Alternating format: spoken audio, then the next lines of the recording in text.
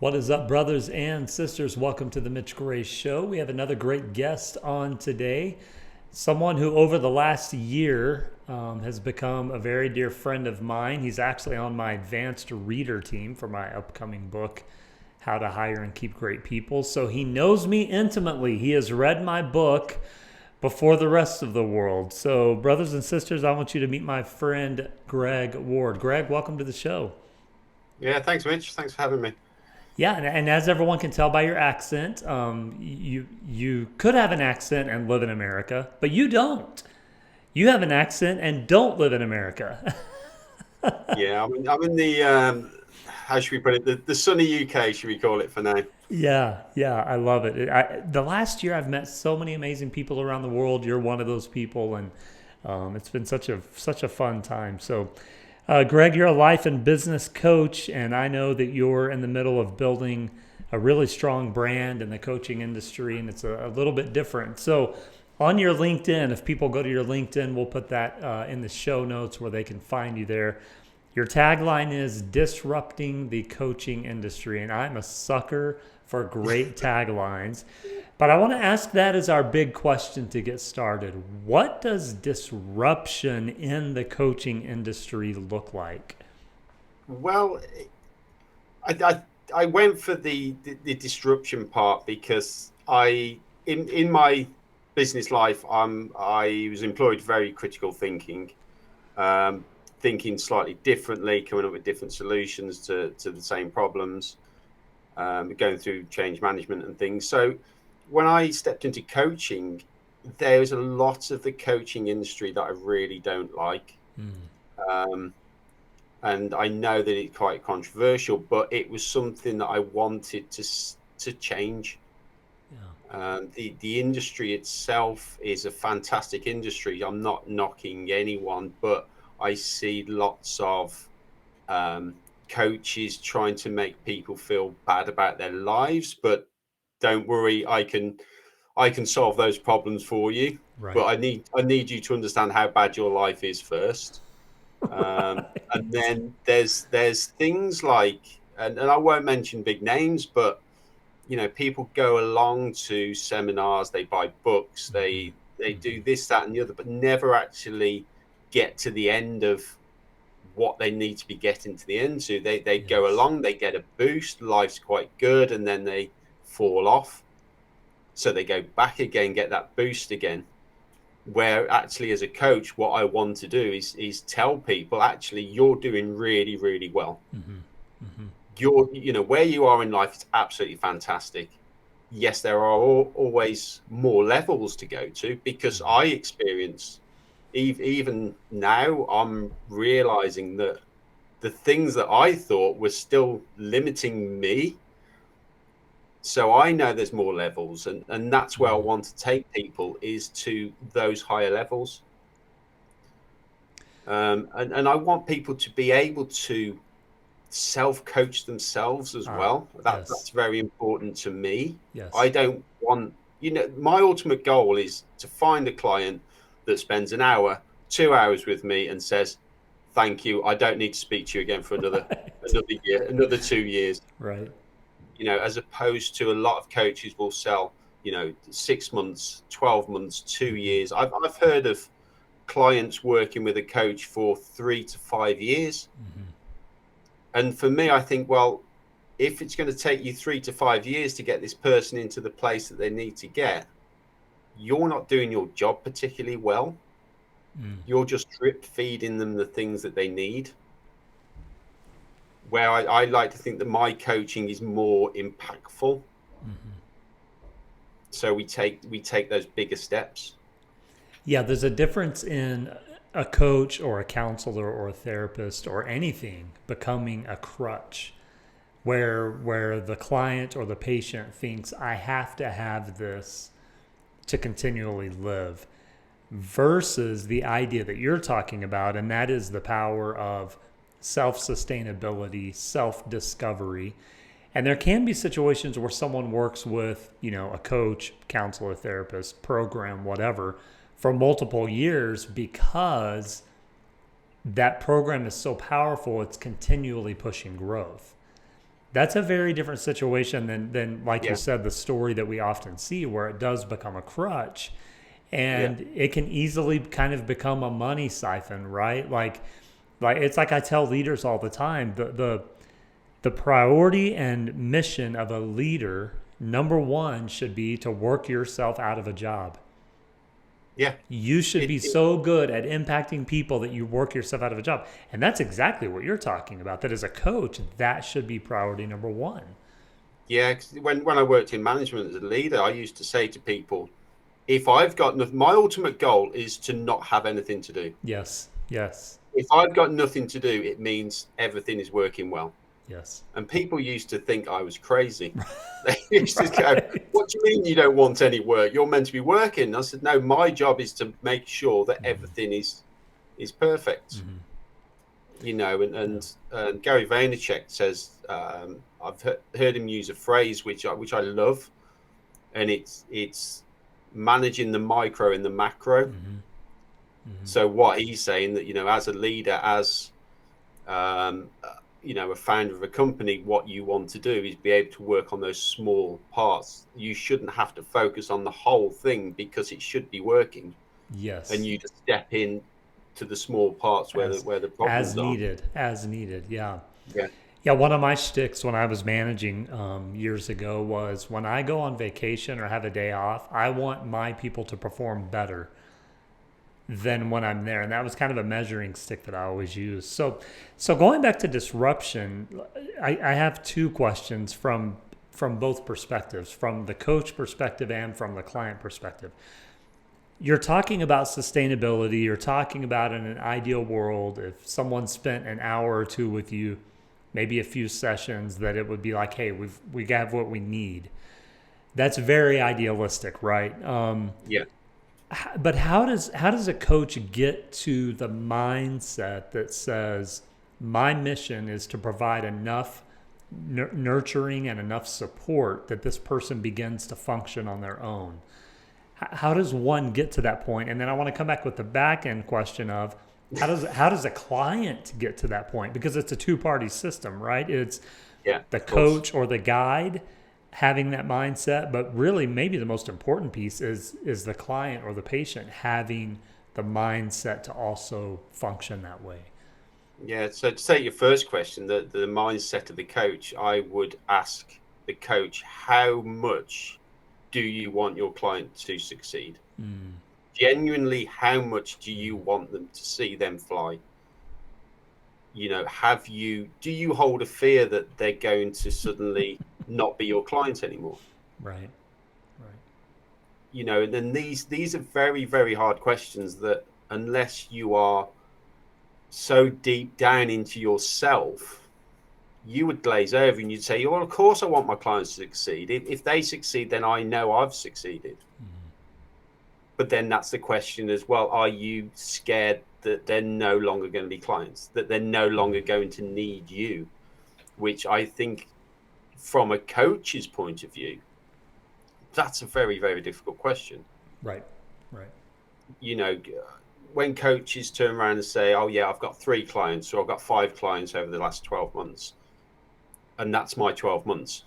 Mm, And I think, well, what are you doing for these 3 or 5? Are you not letting them go? right. I use certain techniques that really get down to the core issues. Mm-hmm, mm-hmm, I've studied. I'm an NLP practitioner, and I use some of those tools, and we get right down to actually what is your problem, what is your right, issue, right. what is holding you back. Yeah. Because I find that you can have 6 issues, but they'll all boil down to So one. one. Yes. Yes. So that is my mindset. Let's get right down to the bottom. Let's find that one element that will change those 6. Mm-hmm, Where mm-hmm. I think some coaches will try and address those six issues Right, separately right. without actually seeing the link to what maybe one issue, maybe 2 issues. Yeah, I think what people miss often is those 6 issues we're talking about are actually the manifestation of the one underlying problem that no one is addressing. It's Yeah, like, yeah, it's like, well, I'm not able to find success in my career. Okay, that's a manifestation of something that might have to do with you. It might have to do with, uncontrollable circumstances. But not finding success in your career is most likely not the issue. yeah, That's just a manifestation of what's happening internally, emotionally, mentally, spiritually, whatever.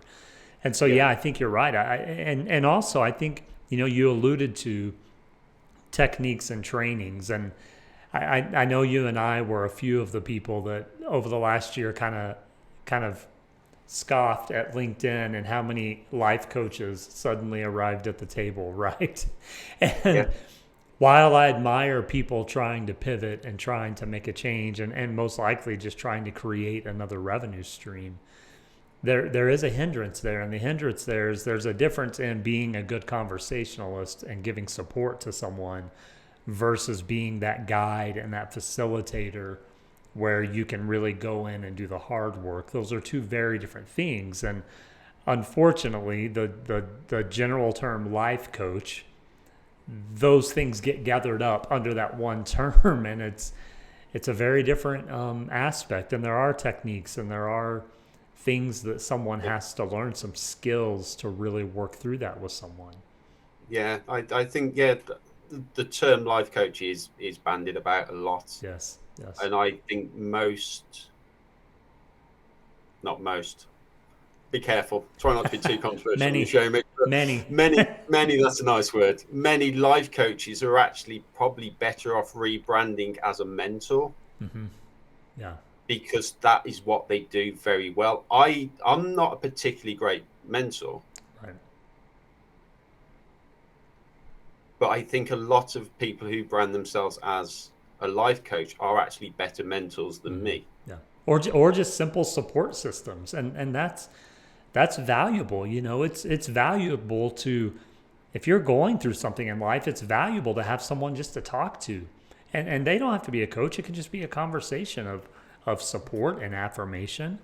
But that in itself is not coaching and guiding and counseling someone. That's just being No, support. And it's incredibly valuable. We all need that. yeah. So That's how I started was yeah, through supporting people, right. um, and talking things through. And then as I developed, it became more obvious to me that I was lacking some skills that I Mm-hmm, could then go deeper. mm-hmm, And those are the skills that I went out and I got. right. Um, but it's really interesting the life coaching market. And you're right, it's not the client's mindset so much, it's also the coach's Mm-hmm, mindset. yeah. That's very important. So let's go back to the client mindset. Let's say we've talked about what your mindset is as a coach. We've talked about what maybe the idealistic mindset would be for all coaches and people that fall into that category of work. But let's go to the clients. Let's go to the person that is seeking guidance. They're seeking coaching. They're they've either faced a barrier in life or they know they need to get to another level. What would you let's just play around for a second. Let's say you're doing a discovery call with a client A. What are some things you would give them specifically to prepare them for the ideal success that you would want for them? What are some tips that, maybe 3 or 4 things that would be like, hey, here's what you need to do to prepare yourself? Yeah, so what I do initially is to listen to their issues, Mm-hmm.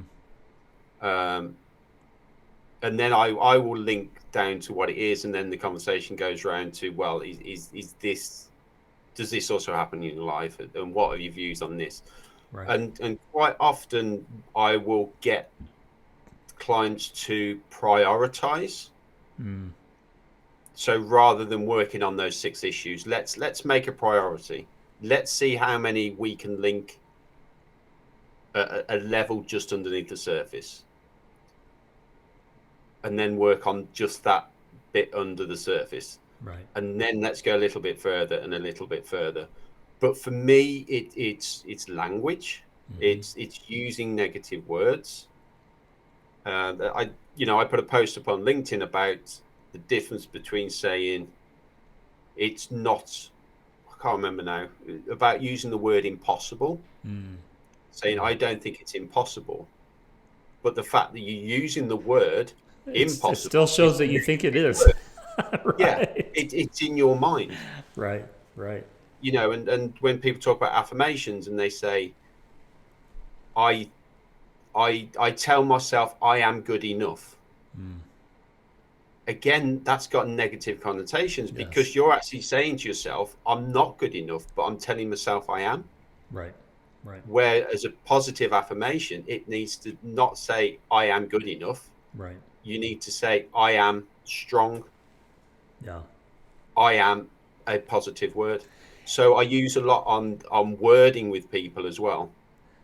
It's almost like we leave ourselves an escape, right? I just want to touch on that for a second.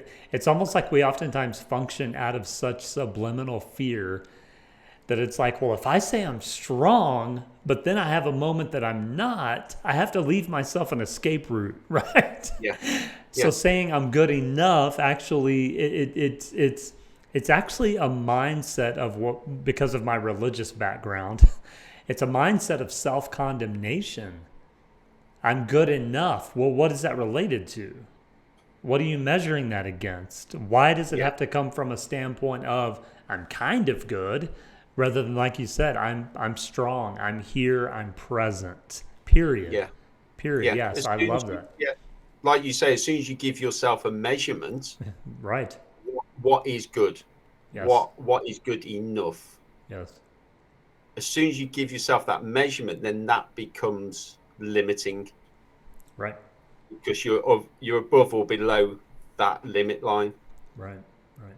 So to say I'm good enough to me is still a negative. Replace I am, I am, and then a very positive word. Yes. Yes. An affirmation that I carry with myself that throughout my career, as I stepped up the ladder and faced adversity and toxicity, and my voice wasn't being listened to because I was the new guy and I'd got different ideas. The affirmation I used was I have earned the right to be sat at this table. And it wasn't I am good enough to be sat at this table. Right. Because again, that's measuring myself against the people in the room. It was I have earned the right to be sat at this table. I have earned the right for my voice and my opinions to be heard. I'm not saying validated. I'm not saying, Yes. Yes. that I'm not expecting everyone to listen to me because I'm a genius or I know better, but I have the right for my voice to be heard. What I want to go there for a second because you're bringing up a lot about affirmative statements, about positive internal conversation, and if anyone listening to this is human, which everyone listening to this is human, we all have those conversations, those internal conversations, right? One of my favorite quotes is by a great musician and songwriter, John Mayer, and in one of his songs he says, I am the architect of things that haven't happened yet. And that's one of my favorite sayings because it's true. It's like when we talk about failure and success, we talk ourselves into failure, and we all do it. And we do it faster than we talk ourselves into success. So since we've laid the groundwork that everyone struggles with that, whether they accept it or not, everyone does. What are a few things that, you've talked about these affirmative statements and you've given us one great one, and that is reshaping those affirmative statements to be more blatant and to be a bit more courageous. If someone's finding themselves constantly dealing with that internal conversation of negativity, what's some work that they can do, on their own to really help begin shifting that? Yeah, I get people to look at the positives, um, and it's reframing what is going on in their life. So I'm not asking people to go and look for positives. Right. I'm asking people to say, what has happened? What is the positive of that? So if someone has gone for a job interview, and they come to me and say, I've had this job interview, I really wanted it, but I didn't get it. What have I done wrong? So my frame is, what have you done right to get that interview? What have you done right to get that far? Yes, we can have a look at what in the interview went wrong and what you've learned from it, because this is the exact situation that I went through when I was looking for work. It gets demoralizing. I get that. Yes. Yes. But you know what? I got to the point going, my resume is good enough to be getting me those job interviews. So I was confident in my resume. The interviews, I had some bad interviews, I had some good interviews, but it was a case of saying, right, okay, so what are the good points? What are the questions that I answered well? Right. And the questions I answered well, what can I build on? Let's not worry so much about the bad answers. Let's not worry so much about the ones you struggled with. Sell yourself on the ones that you excel at. Yes. Play to your strengths. Don't worry too much about your weaknesses, because we all have weaknesses. Right. Make your strengths stronger. So I ask clients to say, okay, have a look at what has gone on, what you has got you down, what has dropped your mood, but then try and find those positives of that mood. Right. And say, well, actually, I have got this far so far. And this is what I was referring back to when I say some coaches, they like to tell you your life is so bad, but I can pick you up, because I'll go, oh, you've had a bad interview. Okay, let's dissect why it's so bad. Let's have a look at everything that went wrong. And all that does is knock someone's self-esteem right down to a low Yes. level, because they're focused Yes. on the negative. Yes. So when I work with clients, what I will give them to do is say, okay, go out through your day, through your week, tell me, write down the things that have gone wrong, and then reframe them. What is the good? What is the positive of that bad situation? And that is when we start to work on the positive mindset, the positivity in life. Right. Right. Right. Yeah, that's wonderful. Do you, this is kind of an obvious question, but I want to, talking about affirming, I want to affirm this idea, because this is a practice that I think a lot of people would like to do and don't, and that's the practice of journaling. It's amazing. It's amazing for how many people it takes actual courage to sit down with a blank sheet of paper.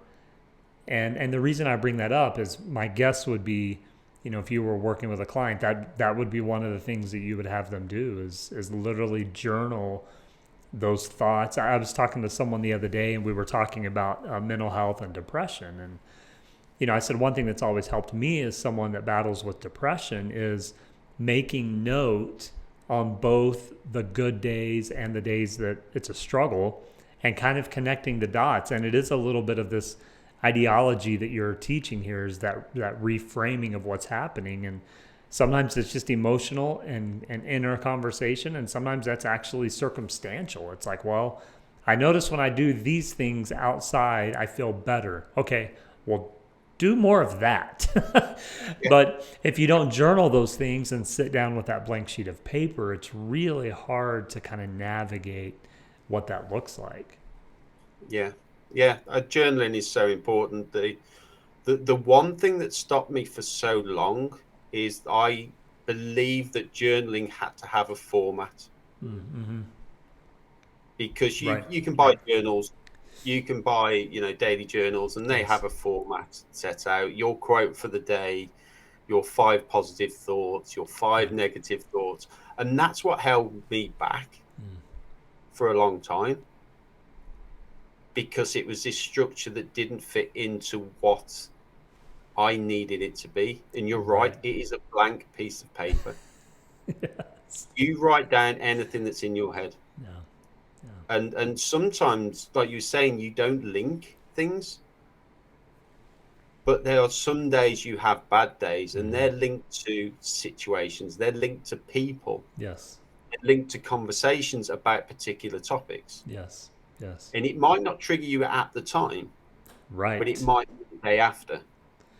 And having that in a Because journal is important because you can go back and review that, and that's critically important. Yeah. yeah, and see those patterns, and and then you can work on toxicity. You can work on toxic situations. I coached someone a while back that was really dealing with toxicity, and everyone had told them, just drop that toxic person in your life, and they would say, I can't. It's family. What do I do? And my answer was, well, you limit your exposure to that person. You limit the particular subject matters that's causing that toxicity. Right. Right. Be aware of what's causing it and limit it. If it's a particular conversation about a particular subject, be aware of that and be able to step back and say, I'm Yes. sorry, I'll talk about this for 3 minutes. Right. And then I don't want to talk about it, Yeah. because there's something called it's a three rule. Would you spend time with that person for 3 days, 3 hours, or 3 minutes? Right. If you can't remove yourself from that toxic situation, and say, this conversation causes me anxiety. This conversation, I believe, is toxic for me and my health. I will limit it to 3 minutes. Right. Right. So you're not ignoring that person, you're not ignoring that subject matter, but you're protecting yourself. The key there that you mentioned was awareness, specifically self-awareness, and that's a constant work, right? Is understanding your limitations, understanding your strengths, and being present with all of them. And it's not easy work, but that's incredibly valuable work, to be self-aware enough to know, I can handle this, I can't handle that. Okay. Then that's how it's going to be. And Todd, going back to coaching, that to me is the ultimate value of having a coach, or again, a counselor or whatever, is having that, not only having a listening ear, but having someone who can actually walk alongside you to navigate those very difficult, inward and outward circumstances. Yeah, journaling is a good route to self-awareness. Yeah, right. Along with being able to move things out of your mind and come back to deal with them later. I journal regularly. It's a mess. I hate for anyone else to read them, because they are thoughts. Right. There's quotes in there. There's thoughts. There's things that, not a to-do list as such, but more of a mental to-do list. Yes. Yes. And I look back, and what's really important, I think, with journaling is that I can then look back and see how far I've come. So when we feel like we're standing still, we're not. We can go back a month, we can go back 3 months, we can go back 6 months and go, wow, was I really back there then? Right. Right. Yeah. And celebrate that. That's one thing that we don't do enough of, is we don't celebrate growth and success and maturity the really the way we should. And I'm the world's worst at celebrating. I just, you have so many things you want to accomplish, and you just run to the next one. It's like, no, you You have to Yeah. stop and celebrate and give that moment the honor that it deserves. Yeah. I'm the same, exactly the same. It's that 2021 became my year of celebration. Yes. I Yes. will celebrate anything and everything this year because I need to. It is so important. Yes. It is so important. Um, I can tell you of a celebration I had, and I was over the moon, and it was great. I earned 43 cents off writing articles. That's that's I'm not amazing. going to be a millionaire by doing that, but it was, and I don't Amazing. want to Yeah. say it was validation because it the article writing is part of the my self growth as well. Right. Right. But it Right. was like, yes, I've actually earned some money as a writer. Yes. Yep. But those are my level of celebrations this year, Yeah. and we should all celebrate it a little bit more. Yes. But that's a great celebration because what the listeners need to hear is if they're not writers, um, making 43 cents on articles is a major deal because there are writers that go, that write for years and years and don't make a dime at Yeah, all, period. And I tell from my music background, I tell people that all the time. I'm like, I've put out multiple albums, I've published multiple books, I've been in multiple large publications, and I've maybe made $1,000 from all of that stuff in 10, 15 years. Maybe. I mean, it's just, and so that is a yeah, huge celebration. It is a huge yeah, because it takes that process. People talk on social media, people see all these stories of instant success, but really what they don't understand is there is no instant success. no, It no, starts with making 43 cents on articles and celebrating that, and then it goes into something else. And that's just yeah, how it yeah. works. The important thing, you know, to me is the question: if I wasn't getting paid that Mm-hmm. huge sum of money, Mm-hmm. would I be doing it anyway? Right. And the answer is yes, I would be. Yeah. Yeah. And that's what So, matters. And that's what yeah. matters. Yeah. So that 43 cents is a celebration of because it's a return on something that I would be doing Right. anyway. Right. You Right. know, it's an added bonus. Yeah. So it's not a validation. I haven't set out to earn money through writing. So it's not a validation. It's not saying, oh, I'm actually getting something back from what I set out to do. Right. I set out to write articles as part of my self growth journey.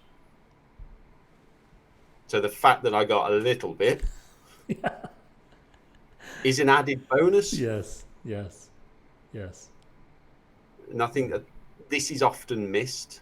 The question, would you do that anyway? Mm. Yeah. That's a great question. So I want to back up a little bit. Everyone arrives at where they are going through, you took different paths and different seasons and different experiences. So not necessarily asking what those experiences were, but more the question of you've talked about wanting to be the disruptor of the coaching industry and wanting to do it a little bit different than most. But what led you to the coaching industry? What brought you to the thought that I want to help people at this deeper level? It was it was personal experience, and Mm. that's all it was. And without going too much into my background, I had a perfectly happy childhood. I found a job very early on. I've worked all my life, and then I knew that there was always something more, Yeah. and this is where the self growth journey. I reached a point in my life, and I had to make a decision. Mm. Do I settle and accept for what I've got, or do I go on that quest to grow? Yeah. And that's what I went on. I went to grow, and that is what I want for clients. Mm. That is what I want for people that I can help. is to reach their maximum potential. Yes. Yes. Now, I talk about not being limited. So I don't believe, I really, really, truly, hand on heart, don't believe that there is a maximum potential. Mm.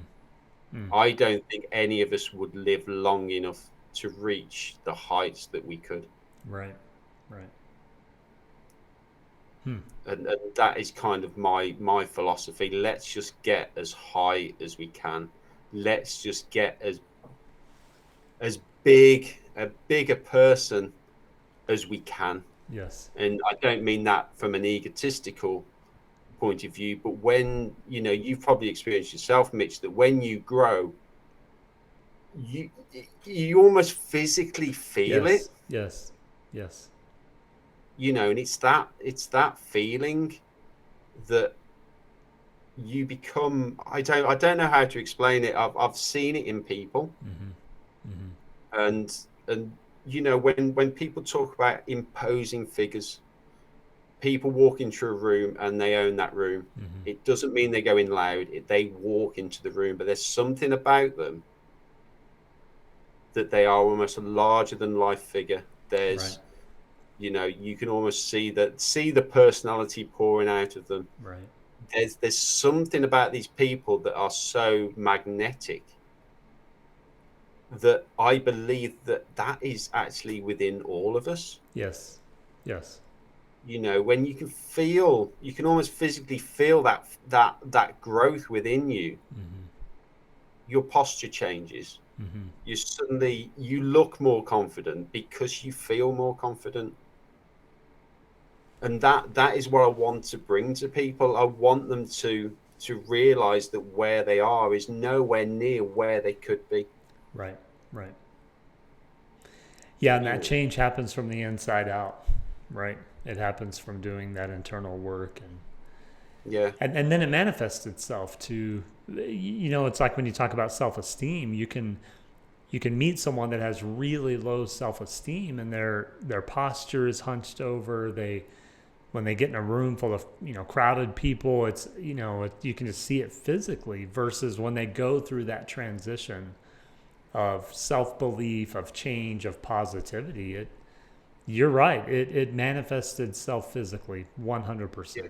Yeah. yeah. It's the smile and the handshake are different. Yes. Yes. The way they greet people is Yeah. different. Yeah. Yeah. There is a physical change there. That's powerful, really, really powerful. I'm glad we went there, because over the last year, across the world with the pandemic, and I've stated this quite a bit recently, but depression rates, mental health rates, suicide ideation, all of that has just skyrocketed, and a demographic that it's really skyrocketed in the greatest are teenagers, young people, college age kids. And you think about, with the conversation that we're having, you think about the damage that could potentially be doing on this younger generation if they don't use these tools that we've talked about, whether it's just simply journaling on their own, or finding a support group, or working with a coach or a guide or a therapist.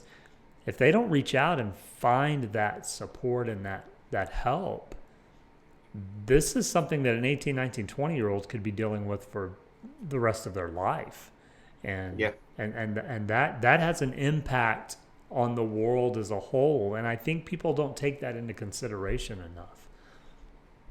No, the it's the old saying, the children are the future. Yeah. And Yeah. if we can't learn from our lives and pass that on, then what's going to happen is that groundhog effect, isn't it? That Yes. Yes. suddenly the 20-year-olds now are going to be hitting 40 and then Mm-hmm. discovering what Mm-hmm. we're discovering in our 40s. Right.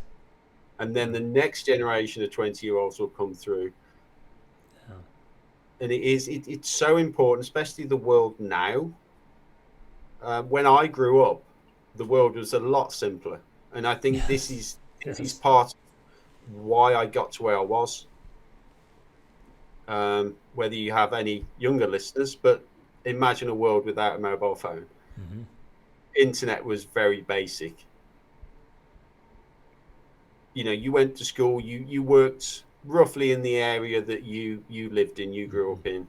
You generally bought a house in that area. You generally got married in that from someone from that area. You know, it Right. was all very localized. Yeah. And the world today is so expansive. Hmm. So for me, it's an amazing place. You know, we're having this conversation from different countries. Right. I Right. work with clients from all over the world. Yeah. For me, I'm still fascinated by it. I'm still fascinated by the whole opportunity that's available. How Hmm. powerful your mobile phone is. Hmm. But I can also see that for someone coming up at 17, 18, it's such a big world. Very overwhelming. Yeah. Very Yeah, it's overwhelming. very overwhelming. There are so many limitless possibilities of what Hmm. you can do. How do you discover that one thing that you want to do? It's almost like if someone has their favorite flavor of ice cream and they love that flavor of ice cream, but then all of a sudden this new ice cream buffet opens with 100 different flavors. And the first trip or two to the new ice cream place, you're like, "Oh, I'm gonna try 50 today." But then pretty soon, you all you know is to go back to your one favorite flavor of ice cream, and that's kind of a goofy symbolic story of the world. Is yeah, when you and I grew up, it was we didn't when I was in high school, we didn't have computers, we didn't have the internet, like we still took typing in class in school, like with typewriters. It was and then all of a sudden, really the last 15, 20 years, I mean, I remember when text messaging first came out, and when, the other night one of my daughters was asking me about pagers. She's like, "Dad, I don't understand how a pager worked." So I was explaining it to her. And what was interesting is as I was explaining it to her, measuring it against the technology now, it was a really terrible idea. But looking at the technology then, it was cutting edge. And that's kind of the observation she made. She's all, "Well, I guess I could see that if you weren't able to text message and if still most people didn't have cell phones." Mm. And at first she was like, "That's the dumbest idea I've ever heard of in my life." And I'm like, "Well, but where it was then." And so, the whole point of that is I've seen that in my children and in other young people, when there is this huge vantage point that the world in a way is a much more accessible place. But that's also kind of a disadvantage because these kids are staring at 100 different flavors of ice cream and they become paralyzed. They don't want to make a Yeah, decision. And that's an easy place to fall into. And it's an unfortunate and scary place to fall into, really. it is. It is. It's, I can see it, like I said, I can see it from my point of view, Mm-hmm. but I can also see it from their point of view. And what the skills that we teach as coaches needs to be put there, Yes. because as a coach, I teach people to know themselves. Mm-hmm. Mm-hmm. So it's about you. Mm-hmm. What do you believe in? What are your values? Where do you think you can grow? Where do you think you can go? And then we can match up your possibilities Right. to align with who you are. And this is the great opportunity now, is the fact that younger adults, as they're coming into the workplace, have more opportunity to align a job or a situation Yes. with who they are. Yes. I didn't. Right. Right. I followed the route of going down into engineering because my dad was an engineer. Mm. Mm. And it served me well. I'm not going to complain. It served me well, but that was my limit. Right. So Right. your dad's an engineer, so you'll become an engineer. Yeah. Yeah.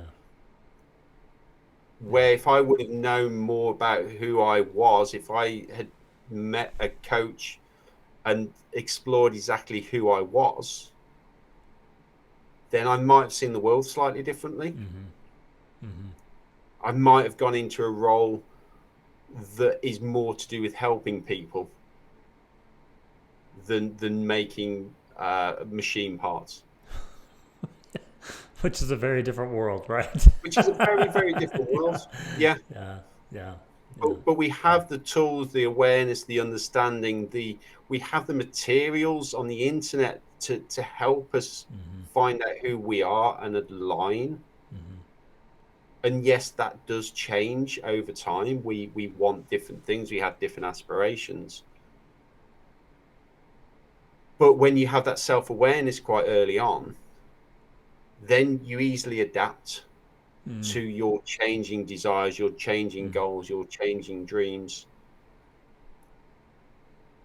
But it starts with self, and it starts with that self-awareness Yeah, of who you are and accepting that you're going to change over time. right, right. And that is the key element that I think that we need to get into the youth, into the youngsters, that, you know, try and find out who you are now, because that will change. Yes, yes. But don't try and seek who you are while you're changing, because you'll never catch yourself. Right. Yeah, you just run in Never circles. catch up with Yeah, yourself. you just run in circles. Yeah, that's great. Greg, this has been wonderful. I think we've given the people quite a bit to consider. So, thanks for coming on the show. Always like to leave the people with one last thought. So, what's a message you want to leave with the listeners today? So I think the one thought I want to leave is a quote. I don't know who it's attributed to. It's something that I refer back to many times, and it is: there is a law in nature that states if something isn't growing, it's dying. Mm-hmm. And I think that's a very powerful quote. Nothing is ever standing still. Right. Right. Yeah. I like it. I like it. Thank you. Friends, you can visit Greg on his website, GregoryWardInternational.com. If I can spit that out, we'll also put it in the show notes, and we'll put Greg's LinkedIn and other social media contacts there as well. Greg, are you booking clients currently? Yes, I am. Yeah, I've got. Yeah. Great. So reach out to Greg. We'll put the contact info in the show notes. Make sure you reach out to him. If you're needing some help or wanting to explore potentially hiring Greg as a coach, like he said, he works with people all over the world, and I can attest to that. So make sure you connect with him, and you can have a discovery call and see if you guys will be a match. And by the way, if you're ever looking to hire a coach or a counselor, that's one of your first lines of measurement. If they want you to pay right away, most of the time, don't do it. Any good coach or counselor will want to make sure that you are in alignment and that you are a good match for one another. And I know Greg is one of those. I can vouch for him. So thank you for listening to The Mitch Gray Show. Make sure you subscribe to our YouTube channel, Mitch Gray Media. Also subscribe to the show anywhere you listen to podcasts, The Mitch Gray Show. And follow us on social media as well, M Gray Media in most places. Our website is mitchgraymedia.com, and we will talk to you soon.